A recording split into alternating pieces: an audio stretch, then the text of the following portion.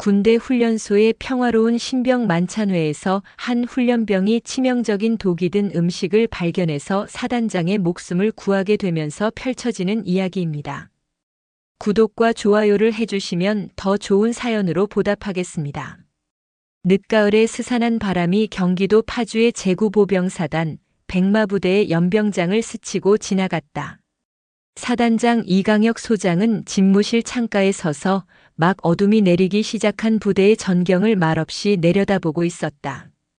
창문에 비친 그의 얼굴에는 대한민국 최전방을 책임지는 지휘관의 고뇌와 책임감이 짙게 배어 있었다. 내일은 5주간의 혹독한 훈련을 마친 신병들이 이등병 계급장을 달고 각자의 자대로 배치되는 수료식이 열리는 날이다. 사회의 때를 채 벗지 못한 청년들이 군인으로 거듭나는 첫 관문.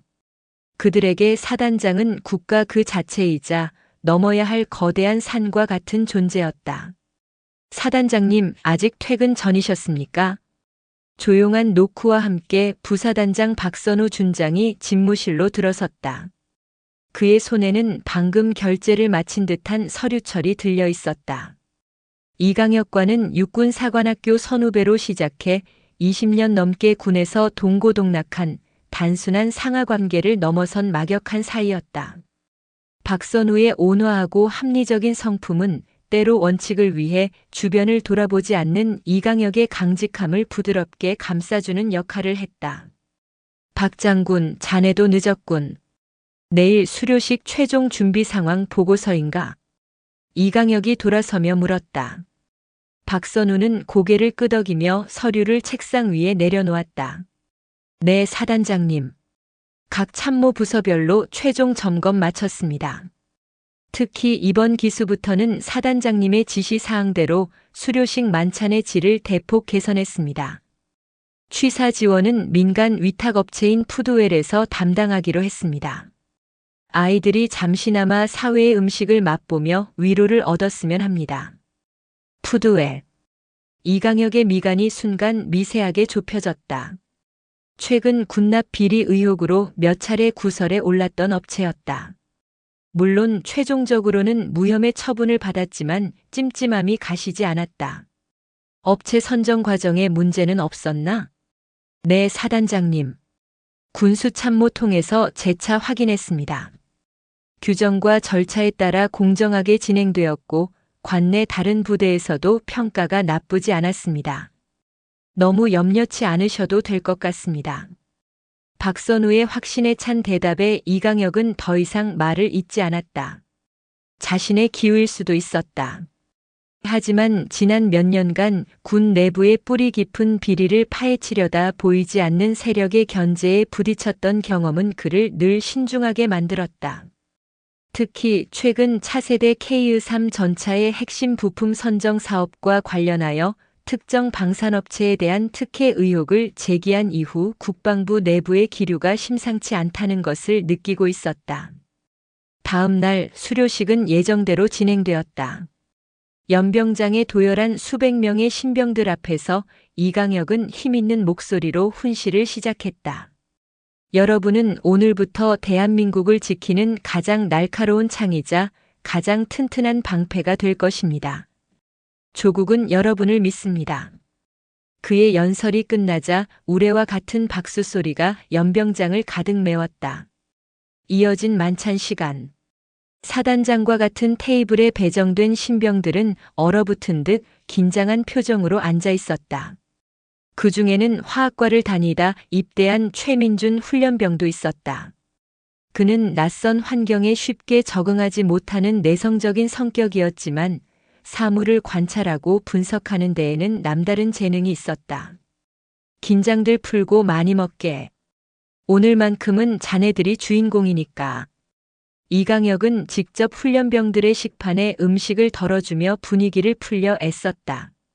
화기애애한 대화가 오가던 중 최민주는 자신의 식판에 놓인 탕수육 소스에서 이상한 점을 발견했다. 일반적인 식용유나 전분에서는 날 수 없는 희미하지만 코를 찌르는 아세톤과 유사한 냄새. 그리고 소스 표면에는 일반적인 기름방울과 달리 빛을 받자 미세한 무지갯빛으로 분산되는 작은 입자들이 떠 있었다. 순간 그의 머릿속에 대학 연구실에서의 기억이 스쳐 지나갔다. 특정 유기용매가 다른 액체와 섞이지 않고 표면 장력을 유지할 때 나타나는 마랑고니 효과와 흡사했다. 심장이 쿵쾅거리기 시작했다. 설마 하는 생각이 들었지만 무시할 수 없는 불길한 예감이었다. 만약 자신의 추측이 맞다면 이것은 단순한 조리 실수가 아니었다. 최민주는 주변을 둘러보았다. 대부분의 훈련병들은 아직 다른 음식들을 먹고 있었고 탕수육에는 손을 대지 않은 상태였다. 그는 잠시 망설이다가 자리에서 벌떡 일어났다. 모든 시선이 그에게로 쏠렸다. 사단장님. 다급한 그의 외침에 이강혁의 시선이 향했다. 최민주는 떨리는 목소리로 하지만 분명하게 말했다. 죄송합니다. 하지만 이 음식 드시면 안 될 것 같습니다. 만찬장은 순간 정적에 휩싸였다. 이강혁의 눈빛이 칼날처럼 날카로워졌다. 그는 직감적으로 상황의 심각성을 깨달았다. 그는 최민준에게 다가가 낮은 목소리로 물었다. 이유를 말해보게. 냄새가 이상합니다. 그리고 소스의 정체를 알 수 없는 미세 입자가 보입니다. 일반적인 식재료가 아닌 것 같습니다. 최민준의 구체적인 설명에 이강혁의 얼굴이 굳어졌다. 그는 즉시 박선우 부사단장을 불렀다. 박 장군, 즉시 모든 병력의 식사를 중단시켜라. 누구도 음식에 손대지 못하게 해. 그리고 만찬 음식 전량을 즉시 수거하고 취사장과 푸드웰 관계자 전원을 격리 조치해. 지금 즉시 국군수사사령부의 상황을 전파하고 독극물 분석팀 긴급 출동을 요청하게. 이강혁의 냉철하고 단호한 명령이 떨어지자 부대는 마치 잘 짜인 기계처럼 움직이기 시작했다. 축제 분위기는 순식간에 사라지고 비상 상황의 긴장감이 만찬장을 감쌌다. 일부 훈련병들이 동요하려 했지만 이강혁은 흔들림 없는 목소리로 상황을 통제하며 그들을 안심시켰다. 그의 존재감만으로도 혼란은 빠르게 수습되었다. 그날 밤 사단 사령부 전체에 비상이 걸렸다. 국군수사사령부 광역수사대 1팀장 한동훈 중령이 이끄는 수사팀이 헬기를 이용해 신속하게 도착했다. 사단장 집무실은 임시 지휘통제실로 변했다. 몇 시간 뒤 숨막히는 침묵을 깨고 1차 현장 분석 결과가 보고되었다. 사단장님 보고드립니다. 최민준 훈련병이 지목한 탕수육 소스에서 치명적인 독성 물질인 VX의 전구체 프리커서로 추정되는 유기인계 화합물이 극미량 검출되었습니다. 한동훈 중령의 보고는 그 자리에 있던 모든 이들을 경악하게 만들었다. VX. 인류가 만든 최악의 신경작용제. 그것이 혹은 그것의 재료가 될 수 있는 물질이 대한민국 육군 부대, 그것도 신병들의 식탁에 오를 뻔했다는 사실은 상상조차 할 수 없는 일이었다. 전구체라 함은 완제품은 아니라는 건가? 이강혁이 애써 침착함을 유지하며 물었다. 네, 그렇습니다. VX 자체는 아니지만 특정 조건 하에서 쉽게 VX로 합성될 수 있는 2단계 전구체입니다. 이 자체만으로도 인체에 매우 유해하며 일정량 이상 노출 시 심각한 신경계 손상을 유발할 수 있습니다. 누군가 의도적으로 매우 정교한 방식으로 독사를 시도한 것으로 보입니다. 인명피해는 최민준 훈련병의 빠른 조치 덕분에 직접 섭취한 인원은 없습니다. 다만 냄새를 맡거나 했을 가능성을 고려해 최민준 훈련병을 포함한 해당 테이블 인원 전원을 국군수도병원으로 후송하여 정밀 검사를 진행 중입니다. 이강혁은 눈을 감았다. 분노와 함께 등골을 타고 흐르는 서늘한 한기를 느꼈다. 이것은 단순한 군 기강 해이 사건이나 정신 나간 누군가의 일탈 행위가 아니었다. 화학 무기로 분류되는 독극물의 전구체를 다룰 수 있는 자. 군의 삼엄한 경계를 뚫고 정확한 타이밍에 수백 명을 대상으로 범행을 계획한 자. 그 보이지 않는 적은 상상 이상으로 치밀하고 대담했다. 창밖의 어둠은 더욱 짙어져 있었다. 이강혁은 깨달았다. 이것은 시작에 불과하다는 것을. 자신을 그리고 이 부대를 겨냥한 거대한 음모의 서막이 올랐음을. 그는 이제 어둠 속에서 칼을 겨누고 있는 정체모를 적과 싸워야만 했다. 사건 발생 24시간이 지났다. 제9사단 사령부는 국군수사사령부 수사사 광역수사대가 설치한 임시수사본부로 인해 외부와 사실상 격리되었다. 사건은 철저한 보안 속에 극소수의 지휘관에게만 보고되었지만 부대 전체에 퍼진 뒤숭숭한 분위기는 감출 수 없었다. 이강혁은 밤새 한숨도 자지 못했다. 집무실 간이 침대에 잠시 눈을 붙였지만 악몽 같은 생각들이 머릿속을 헤집어 놓았다.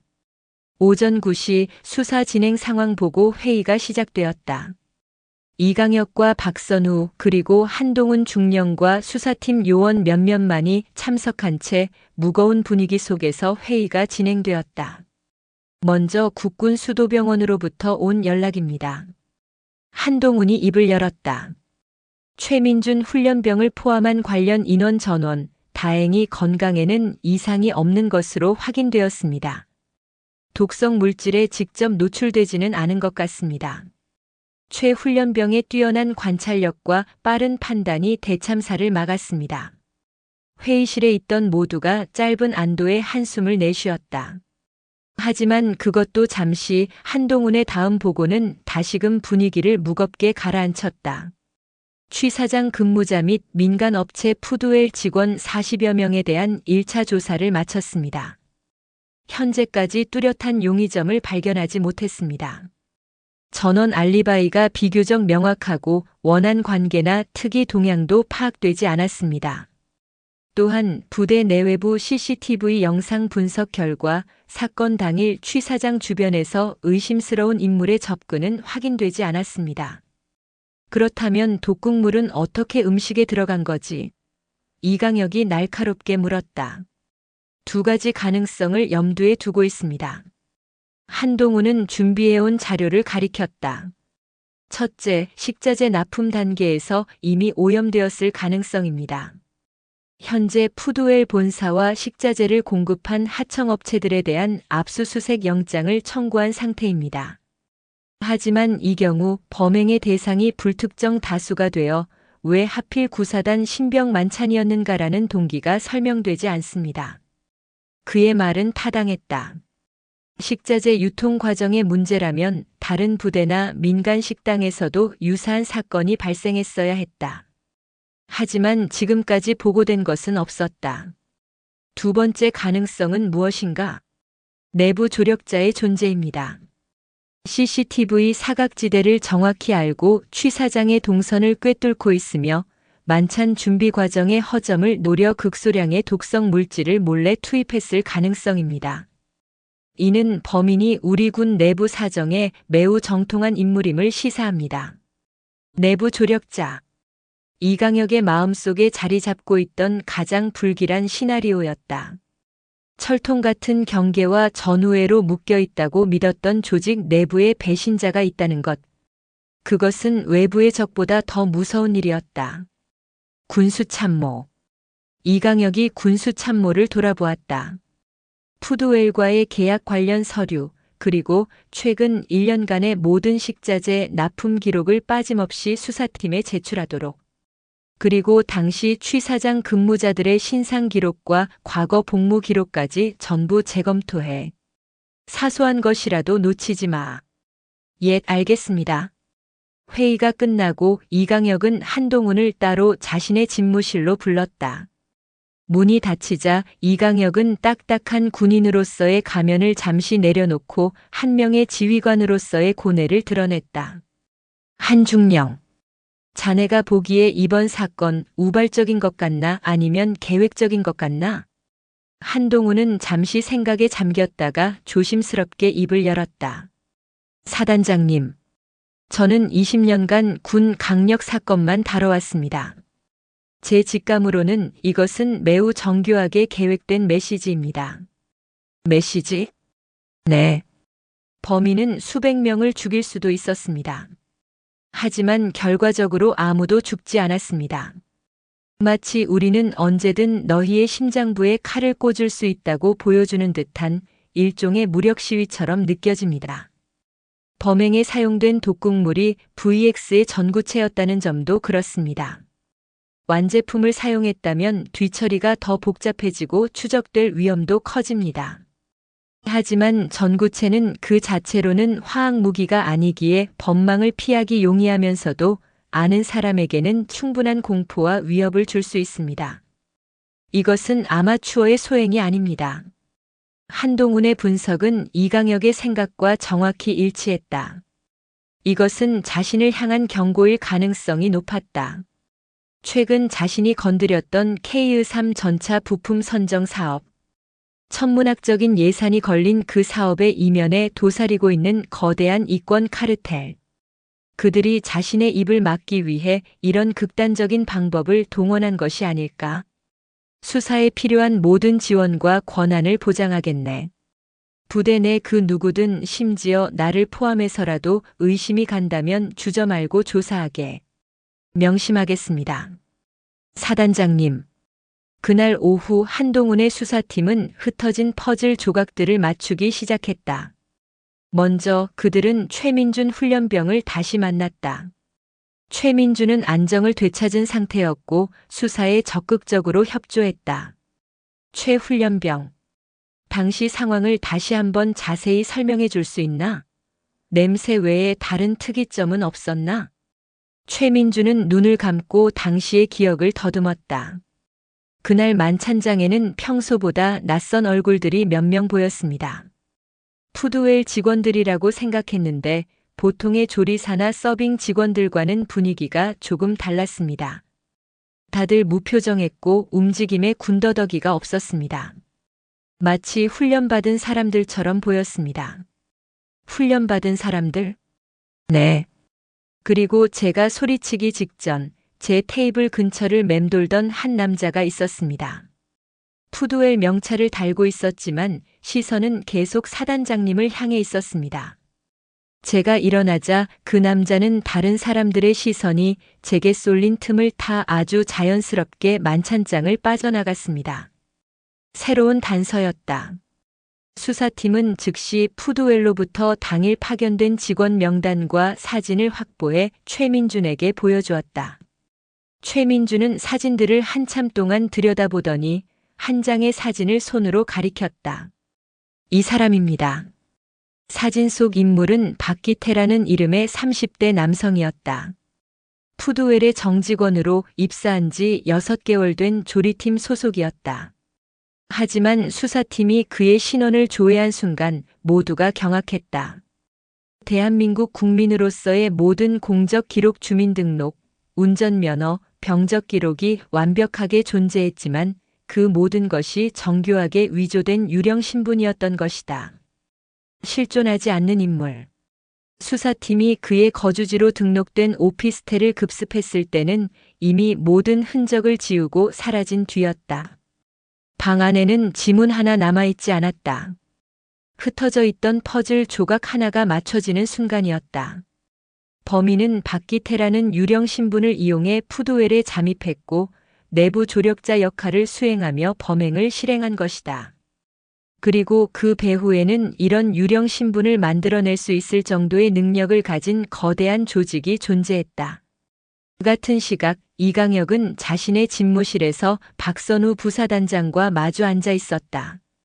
박 장군, 푸드웰을 우리 부대에 추천한 것이 군수참모였나? 네, 그렇습니다. 군수참모가 실무진의 보고를 취합하여 제게 보고했고 제가 최종적으로 결재했습니다. 무슨 문제라도 있습니까?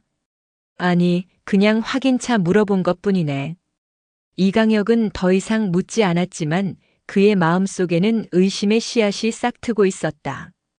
군수참모는 물론이고 온화하고 합리적인 부사단장 박선우까지도 용의선상에서 완전히 배제할 수는 없었다. 이 거대한 음모 속에서는 누구도 믿을 수 없었다. 이강혁은 지독한 고독감 속에서 다음 수를 고민하기 시작했다. 적은 이제 자신의 정체 한 조각을 드러냈다. 이제는 자신이 반격할 차례였다. 그는 조용히 수화기를 들었다. 육사 동기이자 현재 국방정보본부에 근무하는 친구에게 비공식적인 조사를 부탁하기 위해서였다. 공식적인 수사 라인과는 별개로 그 자신만의 칼을 갈기 시작한 것이다. 박기태라는 가명의 인물이 사라진 유령이라는 사실이 밝혀지자 수사는 새로운 국면을 맞았다. 이것은 단순한 군납 비리나 개인적인 원한에 의한 범행이 아니라 국가 안보를 위협할 수 있는 수준의 정보력과 실행력을 갖춘 조직이 개입되었음을 의미했다. 한동훈 중령의 수사팀은 푸드웰과 그 하청업체들, 그리고 박기태의 위조된 신분을 만들어낸 경로를 추적하는 데 총력을 기울였다. 하지만 상대는 꼬리를 잡히지 않았다. 모든 것이 대포폰, 대포통장으로 이루어졌고 추적의 끝에는 항상 막다른 골목이 기다리고 있었다. 이강혁은 초조했다. 공식적인 수사가 벽에 부딪히는 동안 보이지 않는 적은 여전히 어딘가에서 자신을 비웃고 있을 터였다. 그는 국방정보본부에 있는 동기 정 소장에게 부탁했던 비공식적인 조사의 결과를 기다리고 있었다. 사건 발생 닷새째 되던 날 밤 암호화된 메시지 하나가 그의 개인 단말기로 전송되었다. KU-3 전차 사업 핵심은 엔진이 아니라 사격 통제 시스템. 주 계약업체는 유진 디펜스. 하지만 실질적 기술을 보유한 하청업체는 이노테크. 그리고 이노테크의 자금 흐름에서 특이점 발견. 작년 거액의 자금이 페이퍼 컴퍼니를 통해 제3국으로 빠져나감. 그 돈의 최종 목적지는 불분명. 짧은 메시지였지만 담고 있는 내용은 폭발적이었다. 유진 디펜스는 KU-3 사업의 우선 협상 대상자로 선정된 유력 방산업체였다. 그리고 이강혁이 지속적으로 문제를 제기했던 곳이기도 했다. 그는 유진 디펜스가 제시한 사격 통제 시스템의 성능에 의문을 품고 국방부에 재검증을 강력하게 요구했던 것이다. 만약 이강혁의 문제 제기가 받아들여져 사업이 원점으로 돌아간다면 유진 디펜스는 천문학적인 손실을 입게 될 터였다. 이노테크. 처음 들어보는 이름이었다. 이강혁은 즉시 보안망을 통해 이노테크라는 회사를 검색했다. 표면적으로는 평범한 중소 IT 기업으로 위장하고 있었지만 등기부등본에 올라있는 임원들의 이름은 낯설지 않았다. 몇몇은 과거 국방과학연구소 ADD나 방위사업청에 근무했던 전직 관료 출신들이었다. 퇴직 후 관련 업계로 자리를 옮기는 것은 흔한 일이었지만 이렇게 한 회사에 특정 분야 전문가들이 모여 있는 것은 이례적이었다. 이강혁의 머릿속에서 흩어져 있던 점들이 하나의 선으로 연결되기 시작했다. 유진 디펜스는 얼굴마담에 불과했다. 진짜 핵심 기술과 검은 자금의 흐름은 이노테크라는 베일 뒤에 숨어 있었다. 그리고 독극물 사건은 KU-3 사업의 비리를 파헤치려는 자신을 멈추기 위한 그들의 경고였던 것이다. 그렇다면 푸드웰은 어떻게 연결되는가? 이강혁은 박선우 부사단장을 다시 호출했다. 박 장군, 푸드웰이 우리 사단에 들어오기 전 식자재 납품을 담당했던 업체가 어디였지? 박선우는 잠시 기억을 더듬다가 대답했다. 한성푸드라는 곳이었습니다. 10년 넘게 우리 부대와 거래해왔던 곳인데 지난번 계약 갱신 심사에서 푸드웰에 밀려 탈락했습니다. 탈락 사유가 뭐였나?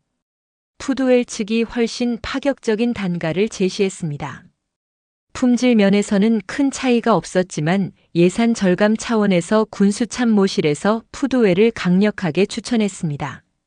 저 역시 비용 효율성을 고려해 승인했던 사안입니다. 그 계약 심사 자료 지금 바로 가져와 주게. 잠시 후 박선우가 가져온 자료를 검토하던 이강혁의 눈이 한 곳에 멈췄다. 푸드웰의 주주명부. 대부분이 법인 주주였지만 그중 한 명의 개인 주주 이름이 눈에 띄었다. 서영철. 이노테크의 사내 이사 중 한 명과 동명이인이었다. 우연의 일치일 수도 있었다. 하지만 이 상황에서 우연을 믿기에는 너무 많은 의심스러운 정황들이 있었다. 이강혁은 한동훈 중령에게 자신의 추리와 정보를 공유했다. 처음에는 반신반의하던 한동훈도 이노테크와 푸드웰 그리고 K의삼 사업 사이의 연결고리를 확인하고는 표정이 굳어졌다. 수사의 방향이 완전히 바뀌는 순간이었다. 이제 목표는 박기태라는 유령을 쫓는 것이 아니라 이노테크라는 거대한 몸통을 겨냥해야 했다. 하지만 문제는 증거였다. 모든 것이 정황과 추론일 뿐 이노테크와 독극물 사건을 직접적으로 연결할 물증이 없었다. 박기태는 증발해버렸고 자금 흐름은 제3국에서 끊겼다. 이노테크는 법의 방패 뒤에 숨어 유유히 이 상황을 지켜보고 있을 터였다. 그때 수사팀의 통신 장교가 다급하게 보고했다. 팀장님, 사라졌던 대포폰 중 하나의 전원이 방금 켜졌습니다. 위치는 파주 원롱면 일대입니다. 박기태가 사용했던 여러 대의 대포폰 중 하나였다. 수사팀이 그의 행적을 추적하기 위해 통신 기록을 뒤졌지만 사건 직후 모두 전원이 꺼진 상태였다. 그런데 그 중 하나가 다시 켜진 것이다. 실수일까 아니면 함정일까?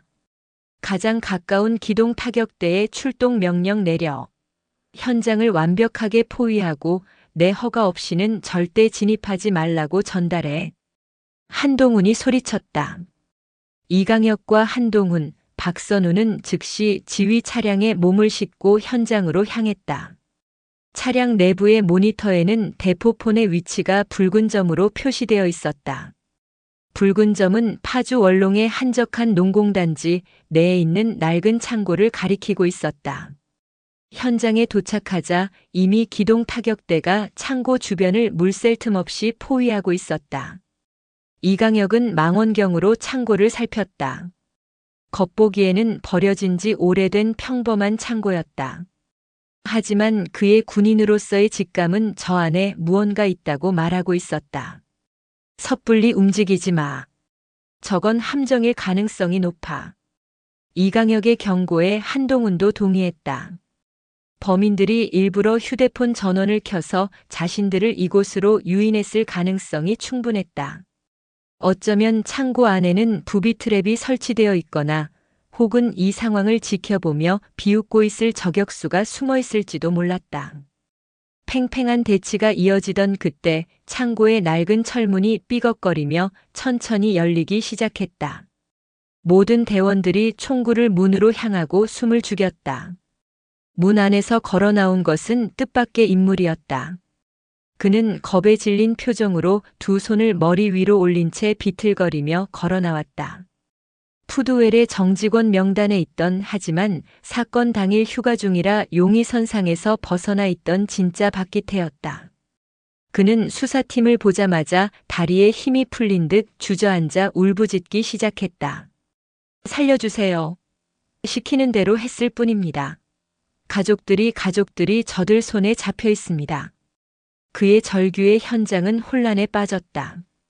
그가 진술한 내용은 충격적이었다. 한 달 전 정체불명의 괴한들이 그의 집에 침입해 가족을 납치했고 자신의 신분을 이용해 다른 사람 가짜 박기태를 푸드웰에 취직시키라고 협박했다는 것이다. 그동안 그는 감시 하에 있었고 오늘 모든 것이 끝났으니 조용히 떠나라는 말을 듣고 풀려났다고 했다. 그리고 그들이 떠나기 직전 그의 손에 휴대폰 하나를 쥐어주며 살고 싶으면 30분 뒤에 전원을 켜라고 말했다는 것이다. 이것은 함정이었다. 동시에 적들이 보내는 두 번째 메시지였다. 우리는 너희의 수사 과정을 손바닥처럼 들여다보고 있다.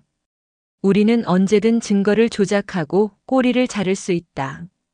진짜 박기태를 풀어줌으로써 박기태라는 이름으로 행해진 모든 범죄의 연결고리를 끊어버리려는 속셈이었다.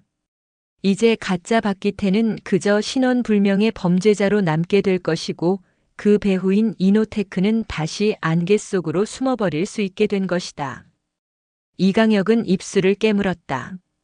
적은 생각보다 훨씬 더 교활하고 잔인했다. 그들은 법과 제도의 허점을 파고들며 자신들을 농락하고 있었다. 하지만 그때 이강혁의 눈에 무언가 들어왔다. 진짜 박기태가 공포에 질려 떨고 있는 손. 그의 손목에 희미하게 남아있는 무언가에 강하게 결박되었던 자국. 그런데 그 자국은 일반적인 밧줄이나 수갑 자국과는 달랐다. 특정한 패턴이 있는 마치 특수 제작된 케이블 타이 같은 것에 의해 생긴 자국이었다. 이강혁은 조용히 한동훈에게 다가가 속삭였다. 한중령. 저 사람 손목의 상처를 자세히 보게. 그리고 즉시 수사관을 시켜 최근 3년간 군에서 불출되었거나 분실 처리된 모든 특수장비 목록을 확인해. 특히 정보부대나 특수부대에서 사용하는 비금속제 결박 장비를 집중적으로. 보이지 않는 손. 그들은 자신들의 흔적을 완벽하게 지웠다고 생각했겠지만 세상에 완벽한 범죄는 없었다. 그들이 남긴 아주 사소한 흔적. 그것이 거대한 제방을 무너뜨리는 첫 번째 균열이 될 것이라고 이강혁은 확신했다. 이제 길고 긴 추격전의 서막이 올랐다. 진짜 박기태의 등장은 수사팀에게 한 줄기 빛과 동시에 더 짙은 어둠을 선사했다. 범인들이 남긴 유일한 생존자이자 증인이었지만 그가 아는 것은 아무것도 없었다. 그는 그저 가족의 목숨을 담보로 잡힌 채 꼭두각시 노릇을 했을 뿐 배후에 누가 있는지 왜 그런 일을 했는지 전혀 알지 못했다. 수사팀은 그의 안전을 확보하는 한편 그가 남긴 마지막 단서 손목의 결박 흔적에 모든 희망을 걸었다. 이강혁의 지시는 정확했다. 한동훈의 수사팀은 국방부 합동조사단의 협조를 얻어 지난 5년간 군에서 사용 불출 혹은 분실 처리된 모든 종류의 특수장비 목록을 샅샅이 뒤지기 시작했다. 군의 방대한 보급 체계 속에서 바늘 하나를 찾는 것과 같은 작업이었다. 수십만 건의 데이터가 스크린을 스쳐 지나갔고 수사관들의 눈은 핏발이 섰다. 사흘 밤낮의 사투 끝에 마침내 의미 있는 흔적 하나가 발견되었다. 국군정보사령부정보사 예하의 한 지원부대에서 약 1년 반 전 비금속 탐지기 회피용 특수 결박 장비 모델명 K-17 프로토타입 50개가 훈련 중 분실된 것으로 처리된 기록이었다. 보고서상으로는 단순 관리 부실로 인한 분실로 종결되어 있었다. 하지만 K-17은 일반 부대에는 보급되지 않는 정보사 소속 공작원들이 적지 침투나 특수 임무 수행 시 사용하는 고강도 플라스틱 재질의 특수 장비였다. 금속 탐지기에 걸리지 않고 일반적인 칼로는 쉽게 끊어지지 않으며 무엇보다 결박 시 특유의 톱니바퀴 모양 흔적을 남기는 것이 특징이었다. 박기태의 손목에 남은 흔적과 정확히 일치했다. 정보사. 보고를 받은 이강혁의 입에서 나지막한 탄식이 흘러나왔다. 일이 상상 이상으로 커지고 있었다.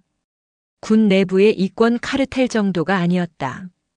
대한민국 최고의 정보기관 중 하나인 정보사가 연루되었을 가능성이 제기된 것이다. 정보사는 대통령과 국방부 장관의 직속 지휘를 받는 독립적인 조직이다.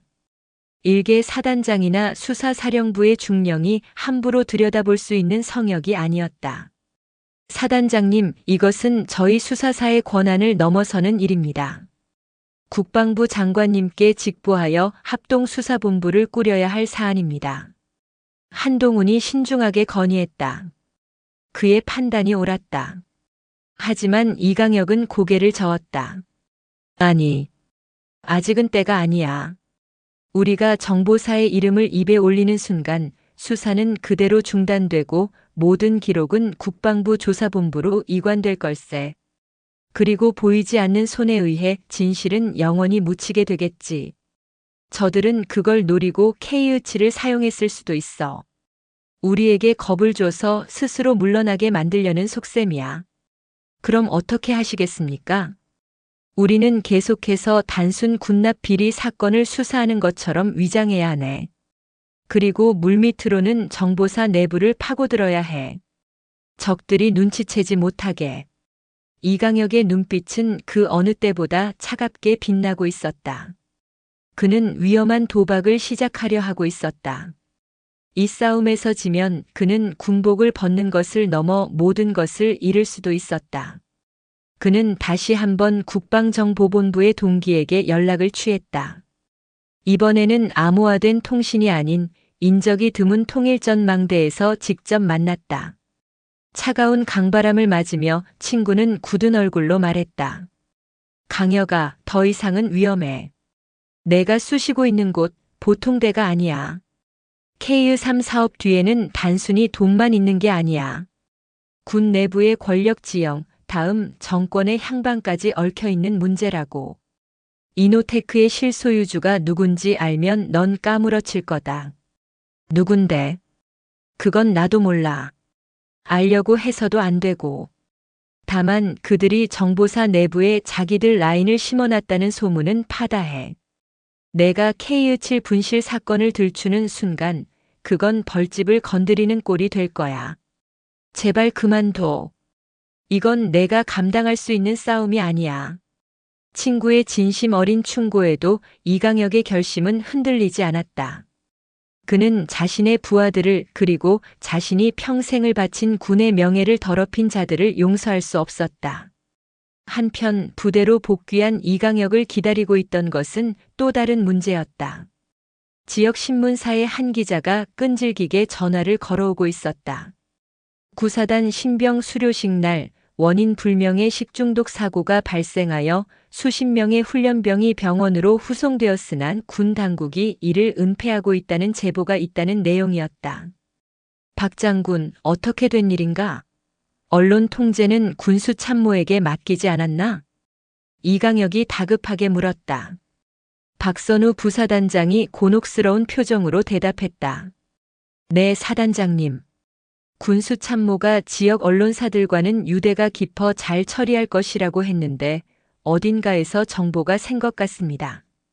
일단은 경미한 식중독 증세를 보인 훈련병 몇몇이 예방 차원에서 검진을 받은 것일 뿐 훈련 및 부대 운영에는 전혀 지장이 없다고 공식 입장을 전달했습니다. 하지만 한번 새어나가기 시작한 물줄기는 쉽게 막을 수 없었다. 인터넷군 관련 커뮤니티에는 구사단 독극물 테러 괴담이라는 자극적인 제목의 글들이 올라오기 시작했다. 외부의 압박이 점점 거세지고 있었다. 적들은 이제 언론을 이용해 자신들을 압박하고 수사를 조기에 종결시키려 하고 있었다. 그날 밤 한동훈의 수사팀에서 새로운 보고가 올라왔다. 유령 박기태의 위조 신분에 대한 것이었다. 사단장님, 놀라운 사실을 발견했습니다. 박기태의 주민등록번호는 무작위로 생성된 것이 아니었습니다. 15년 전 강원도에서 교통사고로 사망한 김진우라는 고등학생의 주민등록번호를 도용한 것이었습니다. 당시 김진우 군은 가족이 없어 무연고자로 처리되었고 사망 기록은 행정 전산망에 남아 있었습니다. 누군가 전산망에 침투해 김진우의 사망 기록을 삭제하고 그 위에 박기태라는 새로운 신분을 더 씌운 것입니다. 행정 전산망에 침투했다고. 네. 경찰청과 협조하여 확인한 결과 외부 해킹의 흔적은 없었습니다. 내부자, 그것도 최상위 등급의 접근 권한을 가진 자의 소행으로 보입니다. 이는 경찰 혹은 그 이상의 국가기관에까지 보이지 않는 손의 영향력이 뻗어 있음을 의미합니다. 이강혁은 온몸에 소름이 돋는 것을 느꼈다. 상대는 군뿐만 아니라 국가 시스템의 근간을 뒤흔들 수 있는 거대한 괴물이었다. 어둠 속에서 그들을 비웃는 적의 얼굴이 어렴풋이 그려지는 듯 했다. 이제 그는 확신했다. 이 싸움에서 물러서는 순간 자신은 물론 이 나라 전체가 심연 속으로 끌려 들어갈 것이라는 것을. 그는 책상 서랍 깊숙한 곳에서 낡은 수첩 하나를 꺼냈다. 군에 입대한 이후 개인적으로 구축해 온 공식적인 기록에는 존재하지 않는 정보원들의 연락처였다. 이제는 그가 가진 모든 것을 걸어야 할 시간이었다. 적의 윤곽이 드러날수록 이강혁의 마음속에는 또 다른 의심이 싹텄다. 언론에 정보가 유출된 타이밍, 그리고 수사팀의 움직임을 비웃기라도 하듯 한 발 앞서 증거를 인멸하는 적의 능력. 이것은 단순한 외부의 압력만으로는 설명이 되지 않았다. 내부에 쥐새끼가 있다. 이강혁과 한동훈은 서로의 눈을 보며 같은 생각을 하고 있음을 확인했다. 수사 상황을 실시간으로 외부로 전달하는 자. 이강혁의 집무실 혹은 수사본부 내에 있는 누군가. 의심이 시작되자 주변의 모든 이들이 용의자로 보이기 시작했다. 매일 아침 자신에게 경례를 붙이는 참모들, 묵묵히 수사에 매진하는 수사관들, 심지어 20년 넘게 형제처럼 지내온 박선우 부사단장까지도 의심의 그물에서 자유로울 수 없었다. 지독한 고립감과 불신이 이강혁을 짓눌렀다. 공개적으로 색출할 수는 없습니다. 범인에게 우리가 눈치챘다는 사실을 알려주는 꼴이 될 겁니다. 오히려 역으로 이용해야 합니다. 한동훈이 제안했다. 그의 눈빛은 냉정했다. 어떻게 말인가? 고전적인 방법이지만 가장 확실합니다. 역정보를 흘리는 겁니다. 각기 다른 내용의 거짓 정보를 몇몇 핵심 용의자에게만 흘리고 적들이 어떤 정보에 반응하는지를 보는 겁니다. 말 그대로 쥐덫을 놓는 거지요. 이강혁은 고개를 끄덕였다. 위험하지만 지금으로서는 유일한 방법이었다. 그는 한동훈과 함께 치밀한 계획을 세웠다. 쥐덫에 놓을 미끼는 세 가지였다. 첫 번째 미끼는 박선우 부사단장에게 흘릴 정보였다. 한중령, 아무래도 박기태의 배후는 단순한 이권 카르텔이 아니라 군내 불만 세력과 연계된 것 같네. 특히 과거 정보사 출신 예비역들이 부산항을 거점으로 수상한 움직임을 보인다는 첩보가 있네. 내일 아침 나와 한중령은 비공식적으로 부산으로 내려가 볼 생각이야. 두 번째 미끼는 군수 참모에게 주어졌다. 그는 푸드웰을 추천한 장본인이었기에 주요 용의선상에 있었다. 군수 참모 수사팀에서 푸드웰의 자금 흐름을 추적하다가 단서를 잡은 모양이야. 그 돈이 결국 파주에 있는 한 폐기물 처리 업체의 계좌로 흘러들어갔다고 하네. 오늘 밤 수사팀이 그곳을 급습할 계획이니 만일의 사태에 대비해 헌병특임대 출동 준비를 지시해두게. 세 번째 미끼는 작전 참모에게 전달되었다. 그는 이강혁의 최측근 중 한 명으로 의심하고 싶지 않았지만 원칙에 따라 용의선상에서 배제할 수 없었다. 작전 참모. 이번 사건이 북한의 신종 테러 수법과 연관되었을 가능성이 제기되었네.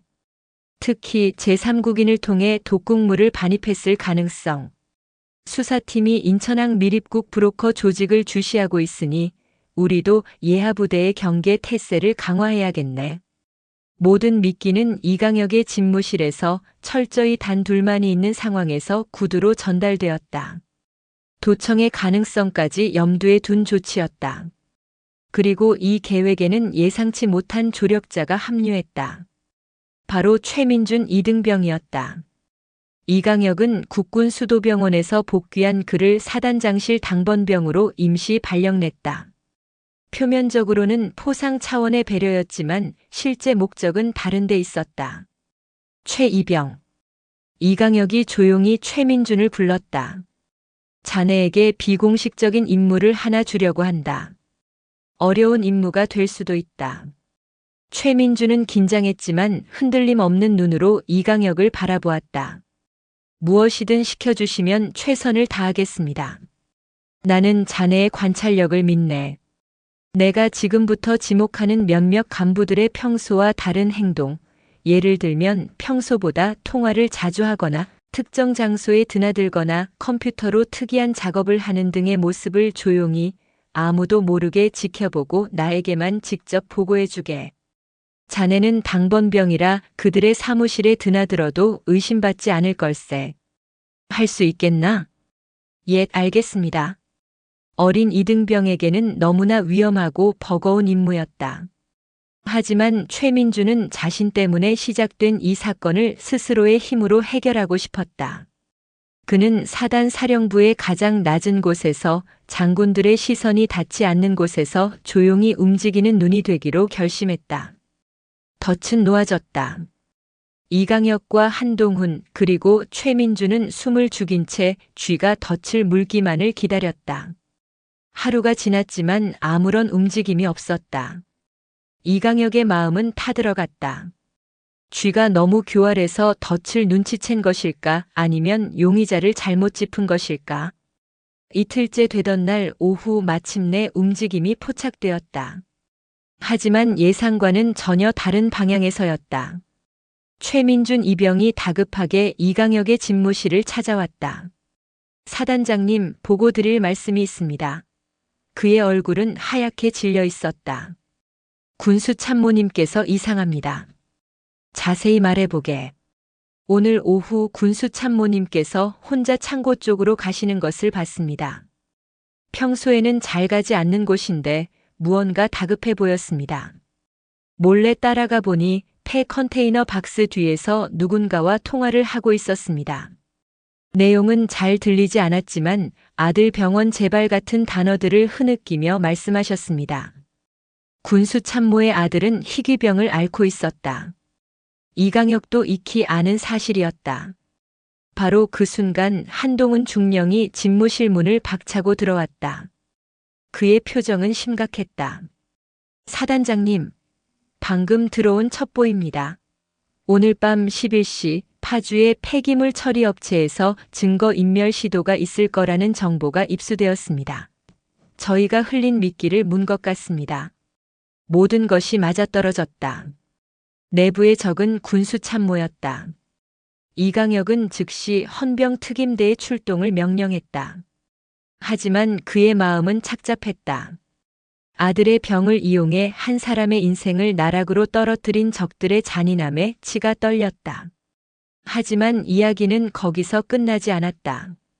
최민준이 떨리는 목소리로 말을 이었다. 사단장님, 그리고 이상한 점이 하나 더 있습니다.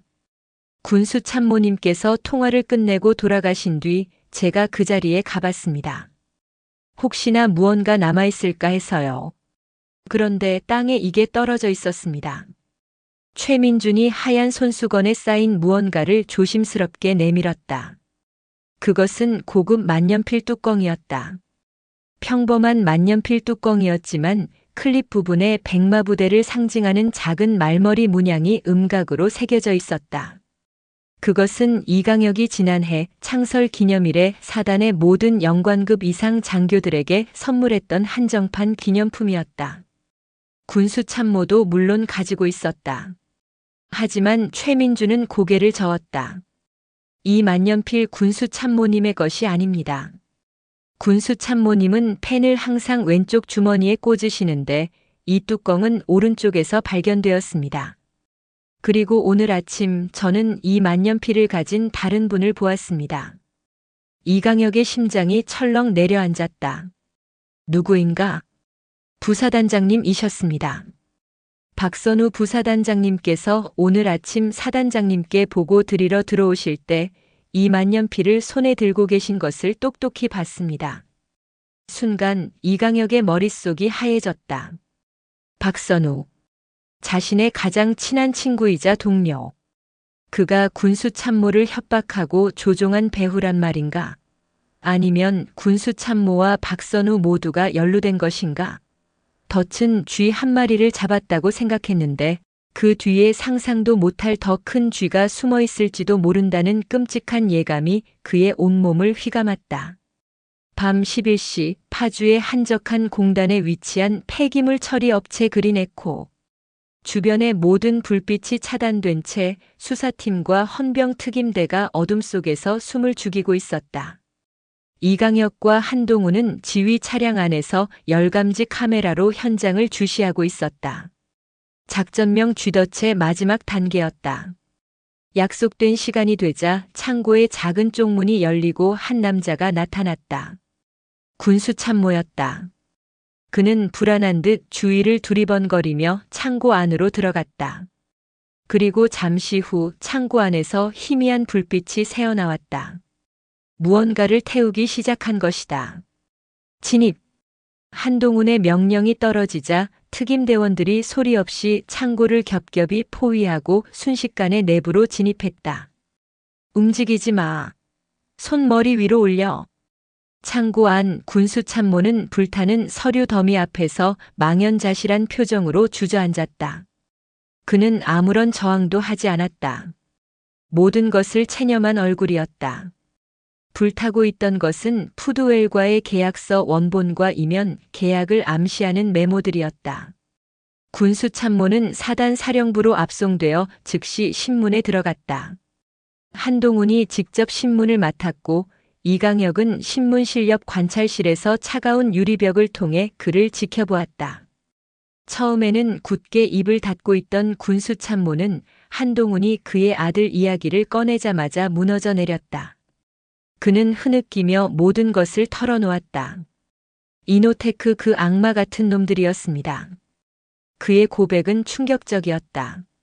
몇 달 전 아들의 희귀병 치료비로 막대한 빚을 지고 있던 그에게 이노테크 측에서 먼저 접근해왔다.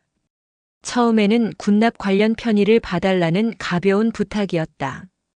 거액의 돈과 함께 아들의 해외 특수 치료 지원을 약속받은 그는 양심의 가책을 느꼈지만 지푸라기라도 잡는 심정으로 그들의 제안을 수락했다.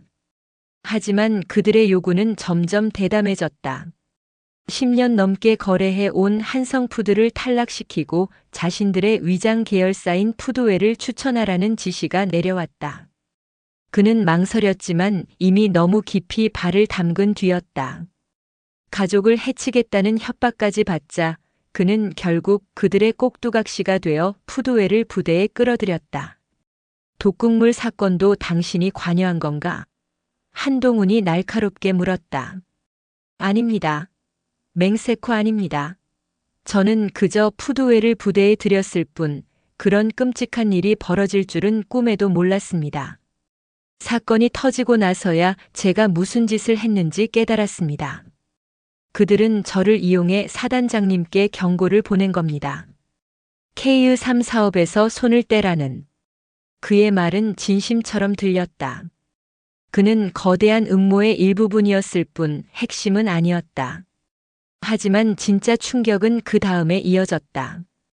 당신에게 지시를 내린 사람이 누군가? 이노테크의 누구와 접촉했지? 군수참모는 고개를 저었다. 이노테크 사람을 직접 만난 적은 없습니다.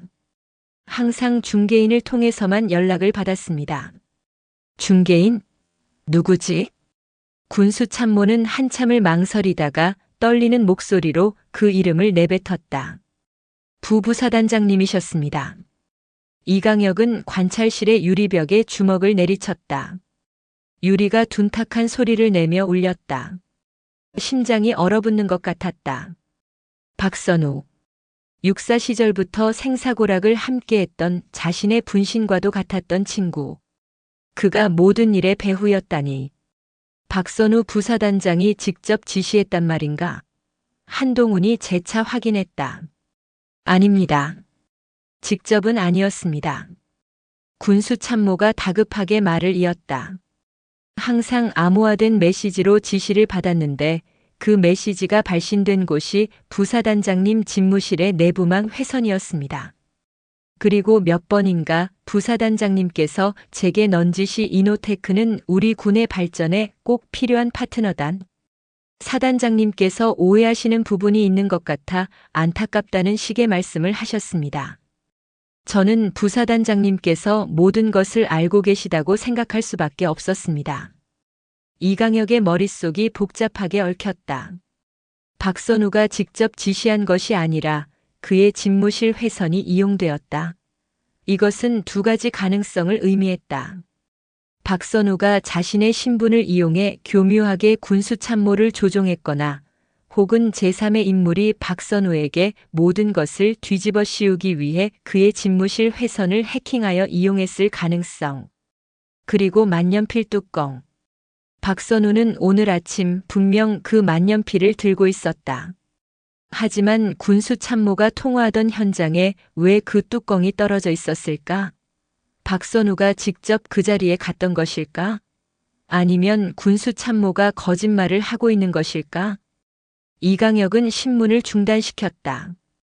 그는 한동훈에게 군수 참모의 신병을 철저히 확보하고 외부와의 접촉을 완벽하게 차단하라고 지시했다. 그리고 자신은 지휘 차량에 올라탔다. 목적지는 박선우 부사단장의 관사였다. 직접 그의 얼굴을 보고 진실을 확인해야만 했다. 늦은 밤 부사단장 관사의 초인종을 눌렀을 때 문을 열고 나온 박선우는 이강혁의 방문에 놀라면서도 반갑게 그를 맞았다. 아니, 사단장님. 이 밤중에 어쩐 일이십니까? 그의 표정은 너무나 평온하고 자연스러웠다. 악이라고는 찾아볼 수 없는 이강혁이 20년 넘게 봐온 바로 그 온화한 얼굴이었다. 이강혁은 아무 말 없이 그의 서재로 들어갔다. 그리고 책상 위에 놓인 만년필을 집어들었다. 뚜껑이 없는 몸체뿐인 만년필이었다. 선우야. 이강혁이 평소와 달리 그의 이름을 불렀다. 이 만년필 뚜껑 어디에 있나? 박선우의 얼굴이 순간 당혹감으로 물들었다. 그게 오늘 아침에 잃어버린 것 같습니다. 집무실에서 잃어버린 줄 알고 찾아봤는데 보이질 않더군요. 뭐 그냥 뚜껑인데요. 뭘 그러십니까? 그의 대답을 듣는 순간 이강혁은 깨달았다. 박선우는 아무것도 모르고 있었다. 만약 그가 범인이라면 잃어버렸다는 식의 어설픈 변명을 하지 않았을 것이다. 오히려 더 치밀하게 알리바이를 준비했을 터. 그렇다면 범인은 박선우가 아니다. 범인은 군수 참모를 협박하는 동시에 박선우에게 모든 죄를 뒤집어 씌우려 하고 있다. 만년필 뚜껑을 일부러 그 현장에 떨어뜨려 이강혁이 박선우를 의심하게 만들고 내부의 분열을 일으키려 한 것이다. 범인의 얼굴이 서서히 드러나고 있었다. 군수 참모를 직접 상대하고 박선우의 동선을 꿰뚫고 있으며 사단장인 자신의 심리까지 조종하려 드는 자. 그는 아주 가까운 곳에 있었다. 어쩌면 매일 아침 자신과 마주치며 웃고 있을지도 모르는 전혀 예상치 못한 인물. 이강혁의 등줄기를 타고 서늘한 전율이 흘렀다. 진짜 내부의 적은 아직 어둠 속에 숨어 미소 짓고 있었다. 박선우 부사단장이 범인이 아니라는 확신이 들자 이강혁의 머릿속은 더욱 차갑게 가라앉았다. 범인은 자신과 박선우 군수 참모 사이를 교묘하게 이간질하며 수사에 혼선을 주고 있었다. 이는 범인이 사단 지휘부의 내부 사정과 인물들의 성향, 관계까지 속속들이 꿰뚫고 있다는 명백한 증거였다. 이제 용의선상은 극도로 좁혀졌다. 그는 사단 사령부 본부 내에 상주하며 자신과 부사단장 그리고 군수참모의 동선을 모두 파악할 수 있는 위치에 있는 인물이어야 했다. 이강혁은 자신의 집무실로 돌아와 백지의 사령부 본부 직할부대 및 참모실의 모든 영관급 이상 장교들의 이름을 적어 내려가기 시작했다. 작전, 정보, 인사, 군수, 그리고 비서실. 수십 명의 이름 위를 펜 끝이 맴돌았다.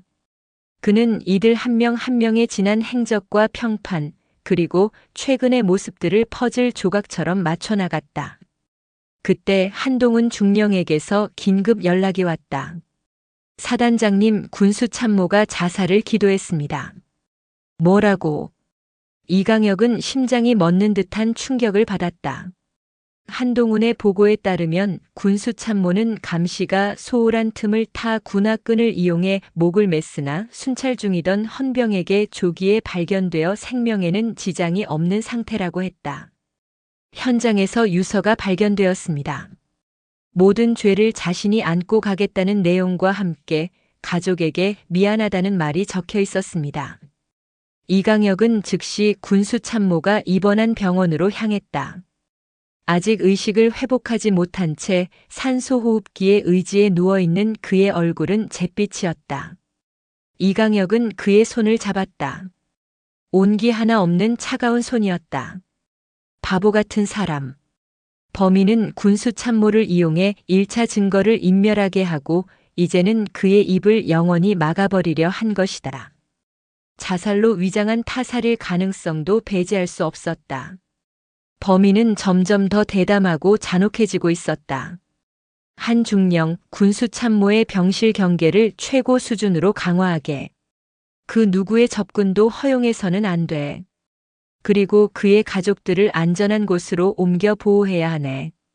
범인들이 다음 타겟으로 삼을 가능성이 높아. 알겠습니다. 즉시 조치하겠습니다. 병원에서 돌아온 이강혁은 뜬 눈으로 밤을 새웠다. 다음 날 새벽 그는 최민준 이병을 불렀다. 앳된 얼굴에는 피로와 긴장이 역력했지만 그의 눈빛은 여전히 총명했다. 최 이병. 지난 며칠간 내가 지시했던 인물들 외에 특이한 행동을 보인 사람은 없었나? 정말 사소한 것이라도 괜찮네. 최민주는 잠시 생각에 잠겼다. 그는 꼼꼼하게 기록해온 자신의 작은 수첩을 넘겨보았다. 특별한 점은 없었습니다만 한 가지 이상했던 점이 있습니다. 말해보게. 사단장님 비서실장님이십니다. 김진욱 소령님. 김진욱 소령. 그는 3대째 군인 집안 출신으로 육사를 우수한 성적으로 졸업한 엘리트 장교였다. 이강혁이 사단장으로 부임하면서 직접 발탁한 인재로 평소 과묵하지만 일 처리가 정확하고 신중하여 이강혁의 두터운 신임을 받고 있었다. 김소령이 왜? 며칠 전 사단장님께서 한중령님과 부산 출장을 가신다고 말씀하셨던 날 밤이었습니다. 모두가 퇴근한 뒤에도 비서실장님은 혼자 사무실에 남아 계셨습니다. 저는 야간 순찰 근무 중이라 우연히 그 모습을 보게 되었습니다. 비서실장님께서는 개인 서류를 파쇄하고 계셨습니다. 서류를 파쇄해? 네. 양이 꽤 많았습니다. 그리고 다음 날 아침 제가 비서실에 서류를 전달하러 갔을 때 비서실장님의 책상 위에서 평소에 쓰시던 것과 다른 노트북을 본 것 같습니다. 아주 잠깐이었지만 검은색 스티커가 붙어 있는 구형 모델이었습니다. 순간 이강혁의 뇌리를 스치는 기억이 있었다. 약 1년 반 전 K-7 특수 결박 장비가 분실되었던 정보사 지원부대. 그 부대의 부대장은 당시 전역을 앞두고 있던 한 대령이었다. 그리고 그 대령은 바로 김진욱 소령의 아버지였다. 모든 퍼즐 조각이 섬광처럼 하나로 맞춰졌다. 김진욱 소령. 그는 아버지의 후광과 자신의 능력으로 군 내부 엘리트 코스를 밟아왔다. 하지만 그의 내면에는 군에 대한 삐뚤어진 자부심과 선민의식이 자리 잡고 있었을지도 모른다. K-3 사업의 비리를 파헤치려는 이강혁의 행동이 그에게는 군 전체의 명예를 실추시키고 자신이 속한 이너 서클의 이익을 침해하는 용납할 수 없는 행위로 비쳤을 것이다. 그는 아버지의 인맥을 통해 정보사 그리고 이노테크와 연결되었을 것이다. 그는 K-7 결박 장비를 빼돌려 가짜 박기태에게 제공했고 사단장 비서실장이라는 위치를 이용해 이강혁의 모든 동선을 파악하고 수사 정보를 외부로 빼돌렸다. 박선우 부사단장의 만년필을 훔쳐 현장에 떨어뜨리고 그의 집무실 회선을 해킹하여 군수참모에게 지시를 내린 것도 그였을 것이다. 그는 이강혁의 가장 가까운 곳에서 그의 눈과 귀를 완벽하게 속이며 모든 것을 조종해온 또 다른 유령이었던 것이다. 한중령, 지금 당장. 이강혁이 한동훈에게 연락을 취하려는 순간 집무실의 비상벨이 날카롭게 울렸다. 수화기를 들자 다급한 목소리가 들려왔다. 사단장님, 위병소입니다. 지금 사단장님 비서실장 김진욱 소령이 차량을 이용해 정문을 무단으로 돌파하고 있습니다. 뭐라고? 당장 전 부대 비상경계 태세 발령하고 도주로를 차단해. 절대 사살하지 말고 생포해야 한다. 김진욱이 꼬리를 잡혔다는 것을 눈치채고 도주하기 시작한 것이다. 이강혁은 권총을 집어들고 집무실을 뛰쳐나갔다. 그의 지휘 차량이 미친 듯이 사단 정문을 향해 질주했다. 어둠 속에서 김진욱의 차량이 전조등을 번쩍이며 국도를 따라 내달리고 있었다. 숨막히는 추격전이 시작되었다. 김진욱은 군용 차량의 성능을 최대한 활용하며 고개 운전을 펼쳤다. 그는 이 지역의 지리에 매우 밝았다. 일반 도로를 벗어나 좁은 농로와 비포장 도로를 넘나들며 추격망을 따돌리려 했다. 통신 감청반. 김진욱 소령의 휴대폰 위치를 계속 추적해. 현재 통화는 하고 있지 않지만 휴대폰 전원은 켜져 있습니다. 위치는 임진강 방향으로 향하고 있습니다. 임진강. 월북이라도 하려는 것인가? 이강혁의 입술이 바싹 말라 들어갔다. 김진욱이 북으로 넘어가는 순간 이 사건은 걷잡을 수 없는 국제 문제로 비화될 것이다. 이노테크와 그 배후 세력에게는 이보다 더 좋은 시나리오는 없었다. 추격전 끝에 김진욱의 차량은 임진강 남쪽 철책선 바로 앞 민간인 통제구역의 한 초소 앞에서 멈춰 섰다. 더 이상 나아갈 길이 없었다. 이강혁의 지휘 차량과 헌병 특임대의 차량들이 그의 차를 완벽하게 포위했다. 차에서 내린 김진욱의 모습은 이강혁이 알던 그 단정한 엘리트 장교의 모습이 아니었다. 머리는 헝클어져 있었고 눈은 광기로 번들거렸다. 그는 자신의 관자놀이에 권총을 겨누고 있었다. 더 이상 다가오지 마. 다가오면 쏴버릴 거다. 김소령, 총 내려놔.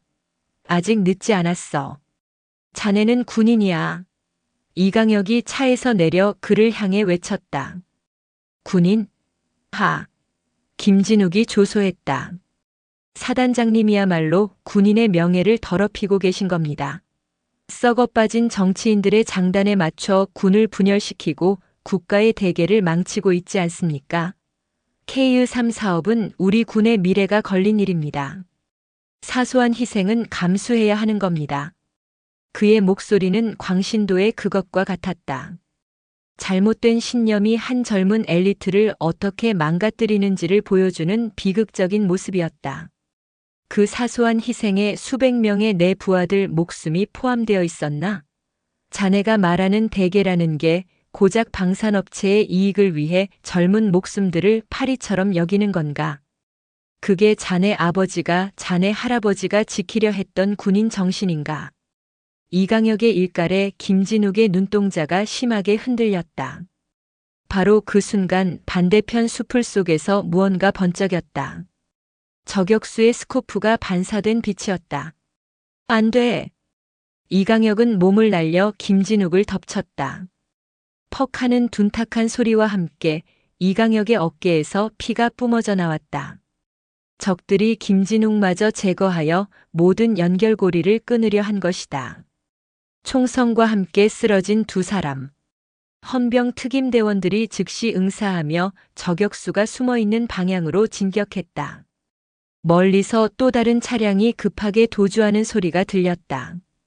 피를 흘리는 이강혁의 품에서 김진욱은 넋이 나간 표정으로 중얼거렸다. 왜 저를? 이강혁은 고통 속에서도 그의 멱살을 잡고 힘겹게 말했다. 자네는 여기서 죽으면 안 돼. 자네 뒤에 있는 진짜 괴물들의 얼굴을 법정에서 내 입으로 직접 밝혀야 하니까. 그게 군인으로서 내가 할 수 있는 마지막 임무다. 이강혁의 눈앞이 점점 흐려졌다. 그는 의식을 잃어가면서도 이 길고 긴 싸움이 아직 끝나지 않았음을 직감했다. 이강혁 소장이 피격되었다는 소식은 군 전체를 발칵 뒤집어 놓았다. 사건은 더 이상 구사단 내부의 문제가 아니었다. 국방부 장관은 즉시 국군수사사령부, 정보사령부, 국방부 조사본부의 정예 요원들로 구성된 합동특별수사본부 구성을 지시했다. 본부장은 군내에서 가장 강직하기로 소문난 법무실장 황병철 소장이 맡았다. 이강혁은 국군수도병원으로 긴급 후송되어 수술을 받았다. 총알은 다행히 급소를 비껴갔지만 어깨뼈에 금이 가고 과다출혈로 한동안 절대적인 안정이 필요하다는 진단이 내려졌다. 그가 병실에서 의식을 차렸을 때 가장 먼저 그를 찾아온 것은 한동훈 중령이었다. 김진욱은 어떻게 됐나? 이강혁이 가장 먼저 물었다. 안전하게 신병을 확보했습니다. 현재 특수본의 특별조사실에서 강도 높은 조사를 받고 있습니다. 한동훈의 얼굴에는 복잡한 감정이 서려 있었다. 그리고 사단장님을 저격했던 범인들은 놓쳤습니다. 현장에서 군용 차량 한 대가 도주한 것을 확인했지만 미리 준비된 도주로를 따라 사라져버렸습니다. 추격이 불가능했습니다. 이강혁은 말없이 천장만 바라보았다. 예상했던 결과였다. 그들은 언제나 한 발 앞서 있었다. 김진욱이 입을 열었나? 처음에는 완강히 버텼습니다. 하지만 사단장님께서 자신을 구하기 위해 몸을 던졌다는 사실을 알고 난 뒤부터 조금씩 무너지기 시작했습니다. 그리고 결정적인 증거가 나왔습니다. 한동훈은 태블릿 PC 하나를 이강혁에게 건넸다. 화면에는 김진욱의 비서실 사무실에서 압수한 구형 노트북의 하드디스크 복구 결과가 떠 있었다. 최민준 이병의 결정적인 제보가 단서가 되었다. 삭제된 파일들 속에서 암호화된 장부 하나가 발견되었다. 장부에는 지난 몇 년간 이노테크가 군 고위 인사들과 정치인들에게 제공한 불법 정치 자금과 뇌물 내역이 날짜와 금액, 전달 방식까지 상세하게 기록되어 있었다. 그 명단에는 현역 장성들은 물론 국회 국방위원회 소속 의원들, 심지어 청와대 안보 라인의 핵심 인물까지 포함되어 있었다. 대한민국 국방을 책임지는 심장부가 거대한 비리의 사슬로 얽혀있는 그야말로 판도라의 상자였다. 그리고 그 정점에는 상상조차 할 수 없는 이름이 적혀 있었다. 유정훈 합참의장님. 이강혁의 입에서 믿을 수 없다는 듯한 탄식이 흘러나왔다. 유정훈 대장. 대한민국군 서열 1위. 모든 군의 작전을 총괄하는 합동참모본부의 수장. 이강혁이 존경에 마지 않았던 군의 살아있는 전설과도 같은 인물이었다. 그가 이 모든 비리의 정점에 서서 K-3 사업을 통해 거대한 검은 돈을 조성하고 군을 사조직처럼 움직여 온 배후였다는 사실은 이강혁에게 피격의 고통보다 더 큰 충격과 절망감을 안겨주었다. 이노테크는 유정훈 합참의장이 자신의 아들 명의로 세운 위장회사였고 김진욱 소령의 아버지는 그의 충복으로서 정보사를 움직여 그의 범죄를 도왔다. 김진욱은 그대를 이어 이강혁을 감시하고 음모를 실행하는 행동대장 역할을 해왔던 것이다. 특수본의 황 소장님도 이 사실을 알고 있나? 네. 황 소장님께서도 엄청난 충격을 받으셨습니다. 하지만 곧바로 결단을 내리셨습니다. 그 어떤 외압에도 굴하지 않고 성역 없이 수사하여 군의 뿌리부터 썩은 부분을 도려내겠다고 하셨습니다. 며칠 뒤 대한민국은 전례 없는 충격에 휩싸였다.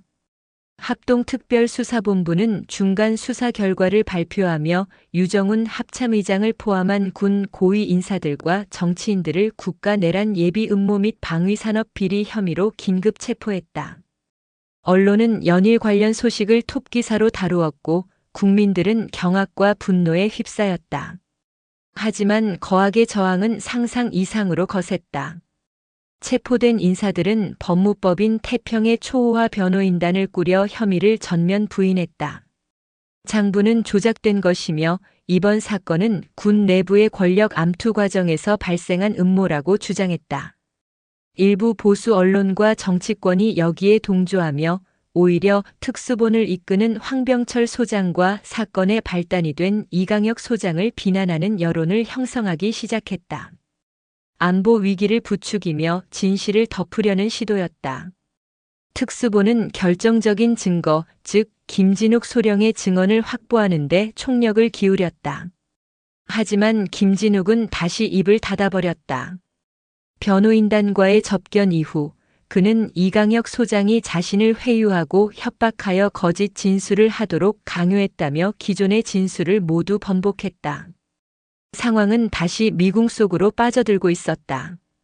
이강혁은 병상에 누워있을 수만은 없었다. 그는 의사의 만류를 뿌리치고 휠체어에 의지한 채 특수본 사무실을 찾았다. 그리고 황병철 소장에게 간곡히 부탁했다. 제가 김진욱 소령을 직접 만나게 해주십시오. 단 한 번만이라도 좋습니다. 황 소장은 고심 끝에 허락했다. 특별조사실에서 다시 마주한 김진욱은 예전의 광기 어린 모습은 사라지고 깊은 절망의 늪에 빠진 얼굴을 하고 있었다. 왜 진술을 번복했나? 이강혁이 조용히 물었다. 김진욱은 고개를 숙인 채 아무 말도 하지 않았다. 자네 가족에게 또 다른 협박이 있었겠지. 자네가 입을 열면 자네 아버님뿐만 아니라 남은 가족들까지 무사하지 못할 거라고. 그렇지? 김진욱의 어깨가 가늘게 떨렸다. 이강혁은 휠체어를 움직여 그에게 더 가까이 다가갔다. 김소령, 나는 자네를 용서할 수 없어. 자네는 내 부하들을 죽이려 했고 군인으로서의 명예를 더럽혔다. 하지만 자네가 이대로 모든 것을 뒤집어 쓴 채 끝나게 내버려 둘 생각도 없네. 저 괴물들은 자네를 이용하고 버렸지만 나는 자네를 포기하지 않을 걸세. 자네는 내 부하였으니까. 이강혁은 품에서 작은 녹음기 하나를 꺼내 테이블 위에 올려놓았다. 이건 자네를 저격하려 했던 자들의 배후를 쫓던 내 정보원이 얼마 전 목숨과 맞받고 온 파일이네. 유정훈 의장이 자네를 제거하라고 직접 지시하는 내용이 담겨 있지. 김진욱의 눈이 커졌다. 녹음기에서는 지지직거리는 잡음과 함께 너무나 익숙한 그러나 악마처럼 차가운 유정훈의 목소리가 흘러나왔다. 김진욱은 이제 쓸모가 없어졌어. 흔적도 없이 깨끗하게 처리해. 진실의 비수는 그 어떤 위협보다 날카로웠다. 자신이 믿고 따랐던 존재로부터 완벽하게 버림받았다는 사실을 확인한 순간 김진욱의 마지막 자존심과 신념은 산산조각 났다. 그의 눈에서 뜨거운 눈물이 흘러내리기 시작했다. 제가 다 말씀드리겠습니다. 그들이 숨겨놓은 진짜 장부 그리고 해외로 빼돌린 자금의 행방까지 제가 아는 모든 것을. 그것은 거대한 성벽을 무너뜨리는 마지막 망치질이었다. 김진욱의 자백은 모든 것을 바꾸었다. 그가 제공한 진짜 장부의 위치와 암호는 그동안 조작서를 주장해온 변호인단의 논리를 완벽하게 분쇄했다. 스위스 은행의 비밀 계좌에 숨겨져 있던 천문학적인 규모의 비자금 내역이 드러나자 더 이상 빠져나갈 구멍은 없었다.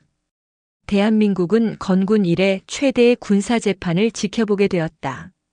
재판은 군사기밀 보호를 이유로 비공개로 진행되었지만 그 과정과 결과는 매일 언론을 통해 국민들에게 알려졌다. 법정에 선 유정훈 전 합참의장은 끝까지 자신의 혐의를 부인했다. 그는 조금도 위축되지 않은 채 꼿꼿한 자세로 자신의 행동은 국가를 위한 어쩔 수 없는 선택이었다고 강변했다. 하지만 그의 궤변은 김진욱을 비롯한 내부 고발자들의 생생한 증언과 명백한 물증 앞에서 힘을 잃어갔다.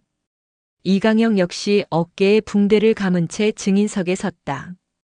그는 사건의 시작부터 마지막까지 자신이 겪고 확인했던 모든 사실들을 담담하지만 힘있는 목소리로 증언했다. 그는 유정훈을 비롯한 피고인들을 단죄해달라고 말하지 않았다. 대신 이렇게 말했다. 저는 오늘 이 자리에서 특정 개인에 대한 처벌을 요구하기 위해 선 것이 아닙니다. 저는 다만 이 사건으로 인해 씻을 수 없는 상처를 입은 우리 군의 명예와 보이지 않는 곳에서 묵묵히 조국을 위해 헌신하고 있는 대다수의 명예로운 군인들의 자부심을 되찾고 싶을 뿐입니다. 다시는 이 땅에 군복의 신성함을 더럽히고 국민의 신뢰를 배신하는 불행한 역사가 반복되지 않기를 바랄 뿐입니다. 그의 증언은 법정에 깊은 울림을 주었다. 몇 달에 걸친 재판 끝에 마침내 심판의 날이 왔다. 군사법원은 유정훈 전 합참의장에게 국가내란 예비 음모 및 특정 범죄 가중처벌법상 뇌물수수 등의 혐의를 모두 인정하여 무기징역을 선고했다. 관련된 군 고위 인사들과 정치인 그리고 이노테크 관계자들에게도 줄줄이 중형이 선고되었다. 김진욱 소령은 범행의 핵심적인 역할을 수행했지만 수사에 결정적인 공을 세운 점과 이강혁 소장이 직접 그를 구하려 했던 점 등이 참작되어 징역 15년을 선고받았다. 법정을 떠나며 그는 방청석에 앉아 있는 이강혁을 향해 말없이 고개를 숙였다. 그 눈빛에는 용서를 구하는 마음과 함께 한때나마 군인이었던 자의 마지막 경의가 담겨 있었다. 사건의 첫 번째 제보자였던 최민준 이병은 그 공로를 인정받아 을지무 공훈장을 수여받고 본인의 의사에 따라 의병 전역했다. 그는 군복을 벗고 다시 평범한 화학도우로 돌아갔지만 그의 용기 있는 행동은 군 전체에 큰 귀감이 되었다. 거대한 폭풍이 지나간 자리에 군은 뼈를 깎는 자정 노력을 시작했다. 방위 사업 비리를 근절하기 위한 제도적 장치가 대대적으로 강화되었고 군 지휘 체계의 투명성을 확보하기 위한 개혁이 추진되었다. 이강혁은 이 모든 과정을 묵묵히 지켜보았다. 그는 사건을 해결한 영웅으로 추앙받았지만 마냥 기뻐할 수만은 없었다. 그는 이번 사건을 통해 군의 가장 어두운 치부를 목격했고 가장 믿었던 동료를 잃을 뻔했으며 자신 역시 죽음의 문턱까지 다녀왔다. 그의 마음속에는 지울 수 없는 상처와 회한이 남았다. 사건이 마무리된 후 그는 군 수뇌부에 조용히 전역 지원서를 제출했다. 모두가 그의 선택을 만류했지만 그의 결심은 확고했다. 저는 군인으로서 제가 할 수 있는 마지막 임무를 다했다고 생각합니다. 이제는 저보다 더 훌륭한 후배들이 새로운 군을 이끌어 가야 할 때입니다. 1년 후 늦가을의 햇살이 따사롭게 내리쬐는 파주의 한적한 전원주택. 이강혁은 군복 대신 편안한 스웨터 차림으로 정원의 나무에 물을 주고 있었다. 그의 곁에는 아내 서지현이 미소를 지으며 서 있었다. 그의 어깨에는 여전히 흉터가 남아 있었지만 그의 얼굴은 군에 있을 때보다 훨씬 더 평온하고 행복해 보였다. 그때 집 앞으로 익숙한 차 한 대가 멈춰 섰다. 차에서 내린 것은 예비역 준장 계급장을 단 박선우였다. 그는 이번 사건의 책임을 통감하고 이강혁과 함께 명예롭게 전역한 뒤 작은 방산 컨설팅 회사를 차려 투명한 군남 문화를 만드는데 힘쓰고 있었다. 어이, 이 장군. 아직도 텃밭이나 가꾸고 있나? 박 장군이야말로 양복 입은 모습이 아직도 어색하구만. 두 사람은 예전처럼 스스럼 없이 농담을 주고받으며 서로를 껴안았다. 그들의 우정은 시련을 통해 더욱 단단해져 있었다. 박선우의 손에는 작은 소포 하나가 들려 있었다. 이게 뭔가? 얼마 전 교도소에서 온 편지일세. 자네에게 온 건데 주소를 몰라 나한테 보냈더군. 보낸 사람의 이름은 김진욱이었다. 이강혁은 잠시 망설이다가 편지를 받아들었다. 편지 봉투 안에는 짧은 편지와 함께 그가 직접 나무를 깎아 만든 작은 백마 조각상이 들어 있었다. 편지에는 이렇게 적혀 있었다. 사단장님께 감히 사단장님이라는 호칭을 다시 부르는 것을 용서해 주십시오. 저는 이곳에서 매일 저의 죄를 반성하며 군인으로서 제가 얼마나 큰 잘못을 저질렀는지를 되새기고 있습니다. 사단장님께서 지키려 하셨던 군인의 명예가 무엇이었는지 이제야 조금은 알 것 같습니다.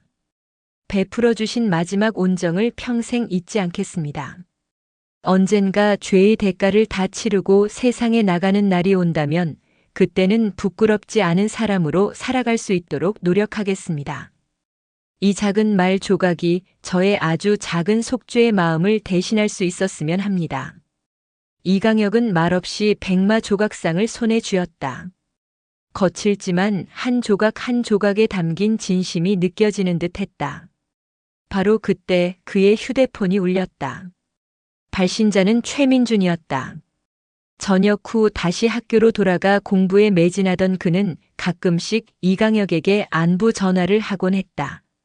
네, 최군. 잘 지내나? 네, 장군님. 저 드릴 말씀이 있어서 전화드렸습니다. 저 이번에 졸업하고 국방과학연구소에 지원했는데 최종 합격했습니다. 수화기 너머로 들려오는 젊은 청년의 기쁨에 찬 목소리. 이강혁의 얼굴에 진심 어린 미소가 번졌다. 정말 잘 됐네. 진심으로 축하하네. 자네 같은 인재가 우리 국방을 위해 일하게 되다니 정말 든든하구만. 전화를 끊은 이강혁은 멀리 북쪽 하늘을 바라보았다. 한때는 그를 짓눌렀던 무거운 책임감과 고뇌의 공간. 하지만 이제 그곳은 그가 사랑했던 조국이자 최민준과 같은 새로운 희망들이 자라나고 있는 터전이었다. 비록 한 시대의 어둠은 저물었지만 그 어둠 속에서 피어난 새로운 씨앗들이 자라나 더 단단하고 투명한 미래를 만들어갈 것이었다. 이강혁은 손에 쥔 백마 조각상을 소중하게 주머니에 넣었다. 길고 길었던 싸움은 끝났고 이제는 진정한 평화 속에서 새로운 시작을 맞이할 시간이었다. 그의 곁을 지키는 아내와 친구의 따뜻한 온기가 가을 햇살처럼 그를 감싸고 있었다. 오늘도 요지경 사연을 잘 들어주셔서 감사합니다.